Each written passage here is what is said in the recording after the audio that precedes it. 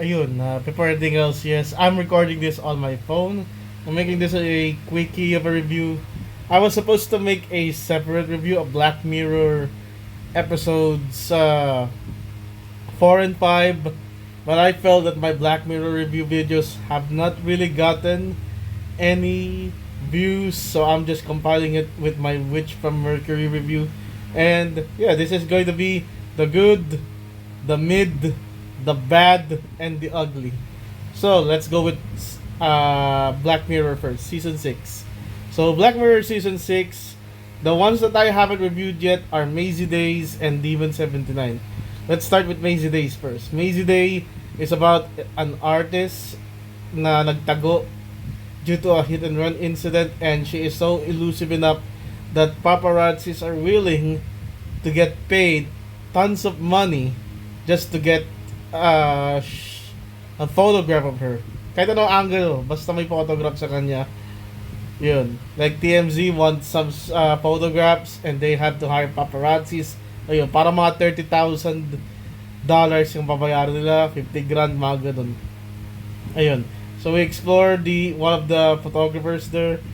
Nag-quit siya because she was involved in one paparazzi incident where she took an artist having an affair, and that artist actually committed uh, taking off his life. So yun, guilt ridden that paparazzi retired. And the next dahil nga big pay itong si Mazy Day, di tinanggap niya. So tinanggap niya, and then they find out Mazy Day is a werewolf. Kaya doon ako nagulat that she became a werewolf. I know about subverting expectations, but this is Black Mirror, and I don't think Black Mirror should touch on the supernatural things. Lalo na kung yung supernatural thing isn't technology based. Black Mirror is like yung parang diba, consequences of a misuse technology, and this one went to the supernatural. So Mazy Day, the artist, became a werewolf, chased them down. It became a horror movie, and then the leading girl actually shot her before she died. She took one last photograph. It kinda reflects which yung talagang monster. Is it the paparazzi? Because doon natagpo nila yung kung saan kilalagyan ni Macy Day. Nakagapo siya eh. She is wrapped in chains, and instead of helping Mazy Day, parang yung mga kasama niya paparazzi, pinagpipicture siya. And yeah, that's about it. But yeah, I never liked this episode. I think the werewolf made me scream WTF. And yeah. Next is Demon 79. Demon 79 is an hour-long episode, and it's about preventing the apocalypse. So this girl, yun sa screen nyo, this Indian girl, I forgot her name, has, parang mayroon siyang demon with her named Gap, based on an artist in 1979, I think. And she has to do 3 sacrificial killings to prevent the apocalypse from happening.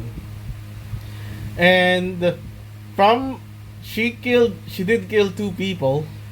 One is an innocent bystander who happens to see her in the night. Winak niya sa ulo, tapos nahulog sa ilog. Then the next victim was someone in the bar. I think the guy's name is Kenneth, and his brother. So it should have been 2 victims. Pero since Kenneth is like not an innocent soul, he's a murderer, it doesn't count, I think. And the plan is the girl to kill up either her coworker or her boss. Pero nauwi into an ambitious thing to kill Michael Smart, a British politician, which failed. And it failed because the investigator, the detective, has some clues that leads up to her for her 2 recent kills. Ayun. It was prevented, and then the apocalypse happened. The question is, did the apocalypse really happen in real life, or was this all in her head? And yeah, based on yung mga reference in the previous episodes, there are references of Michael Smart, di ba? I think, yeah, the apocalypse is all in her head. And again, not very Black Mirror ish. It's more supernatural. If I'm going to watch these types of episodes, yeah, I'm just going to go ahead and watch Supernatural, to be honest, and not go with Black Mirror. Also, Black Mirror season 6, the rating, I'm gonna go with the mid. It's a mid series. I think the best one is the first one. Joe 1 is awful, and then followed by Lock Henry, but that's a country mile, and Lock Henry isn't even a Black Mirror episode, Black Mirror-ish episode for me, but it does have plenty of callbacks to Black Mirror. Uh, Beyond the Sea is very long.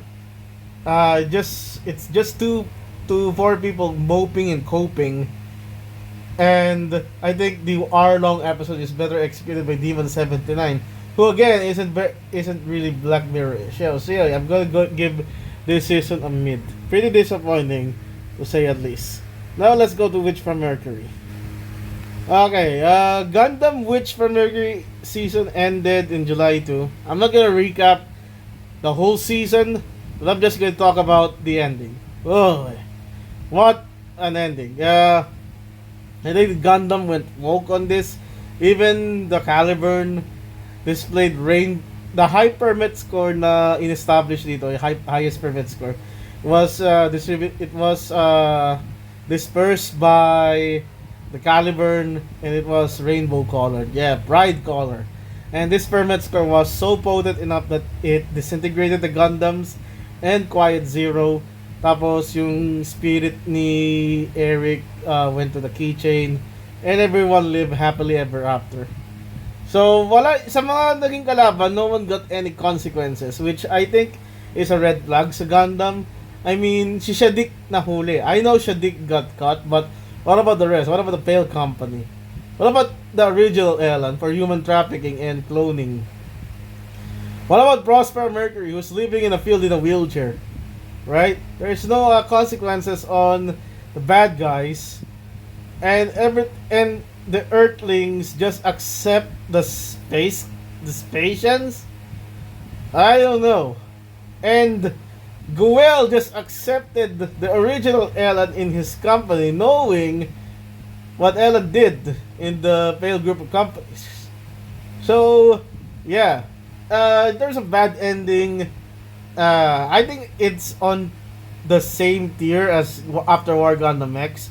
I'm not gonna get flamed for this, but because people love Gundam X, but I think Gundam X had the same ending. Two lovers ended up together, and then the source of the new type magic, or like the main concentration of the new type magic, ito yung parang yun yung permit score dito sa Witch from Mercury got destroyed. After War Gundam X is Dome. On Witch from Mercury, it's Quiet Zero. So yeah, tapos yeah, and everyone complains it's a happy ending. I'm not too sure. There are Gundams that are good that had happy ending. G Gundam is one of them. 0083 had a good ending, even though Ko is like erased from history. It still does have a good ending.